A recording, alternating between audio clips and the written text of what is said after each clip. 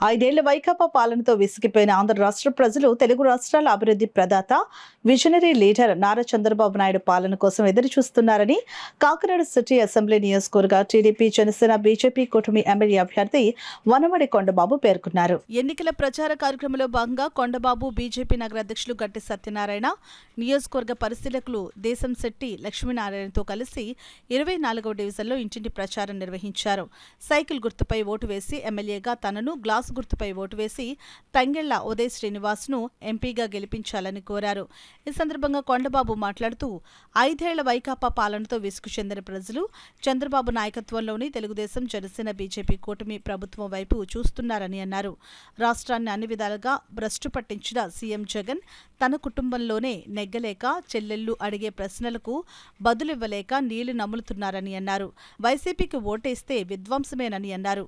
TDP కూటమి ప్రభుత్వం అధికారంలోకి రాగానే సూపర్ 6 పథకాలను అమలు చేసి ప్రతి పేద కుటుంబాన్ని ఆదుకోవడం జరుగుతుందని అన్నారు. వైసీపీ 5 ఏళ్ల పాలనలో ఆంధ్ర రాష్ట్రాన్ని, కాకినాడ నగరాన్ని విధ్వంసం చేశారని ఆరోపించారు.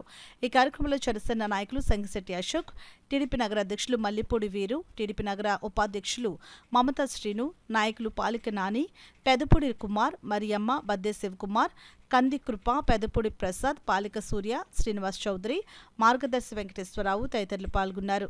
అదేవిధంగా ఈరోజు బస్సు రేట్లు పెరిగిపోవడం వల్ల ఊరు ప్రయాణం చేయడం కూడా ఇబ్బంది పడుతున్నారు మహిళలందరూ కూడా.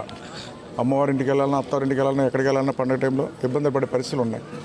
అలాంటిది ఆడబిడ్డలందరికీ కూడా ఈరోజు బస్ ఫ్రీ. అదేవిధంగా చాలామందికి ఉద్యోగాలు ఈ ప్రభుత్వం వచ్చిన తర్వాత ఉద్యోగాలే లేవు. వాలంటీర్ ఉద్యోగం తప్ప ఏ ఉద్యోగం లేదు.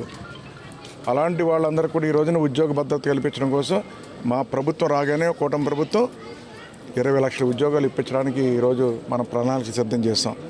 ఓకే, 20 లక్షల ఉద్యోగాలు ఇచ్చినప్పుడు కూడా ఇంకా ఖాళీగా ఉంటే ఎవరన్నా ఉద్యోగాలు రాకపోతే ఆ పిల్లలకి నెలకు 3,000 రూపాయలు నిరుద్యోగ బుద్ధి ఇచ్చేలా కూడా ఈరోజు మేనిఫెస్టోలో పెట్టడం జరిగింది. ఇవన్నీ ఇచ్చిన తర్వాత వాళ్ళ సంతోషాన్ని, ఆనందాన్ని వ్యక్తం చేస్తున్నారు. మేము తప్పనిసరిగా ఓటేస్తాం బాబు, ఈ ప్రభుత్వం వల్ల మేము అందరూ కూడా పాడైపోయాం, నాశనం అయిపోయాం. అదేవిధంగా ఎస్సీలు ఉన్నారు ఇక్కడ ఎక్కువ. ఎస్సీ కార్పొరేషన్ తీస్తారు బాబు. గతంలో ఎస్సీ కార్పొరేషన్ లోన్ ఇచ్చేవారు, ఆటో ఇచ్చేవారు, ఇన్నోవా కార్లు ఇచ్చారు అని చెప్పి ఎస్సీ కార్పొరేషనే లేకుండా చేస్తాడు. ఈరోజు మా నిధులన్నీ దుర్వినియోగం చేస్తారని వాళ్ళు బాధపడతారు. అలాగే బీసీలు ఎక్కువ ఉన్నారు ఇక్కడ. బీసీ కార్పొరేషన్ తీసేశారు కొండబాబు గారు. బీసీ కార్పొరేషన్ ద్వారా అనేక లోన్లు ఇచ్చేవారు. ఆర్థికంగా బలపడ్డాం. బీసీ కార్పొరేషన్ తీస్తారు. అలాగే పక్కన పోతే ముస్లిమ్స్ ఉన్నారు, మైనారిటీ కార్పొరేషన్ తీస్తారు, కాపులు ఉన్నారు, కాపు కార్పొరేషన్ తీస్తారు. ఈరోజు అన్ని వర్గాల ప్రజలు కూడా ఈరోజు ఇబ్బంది పడుతున్నారు ఈ ప్రభుత్వం మీద. డిసైడ్ అయిపోయారు ప్రజలందరూ కూడా.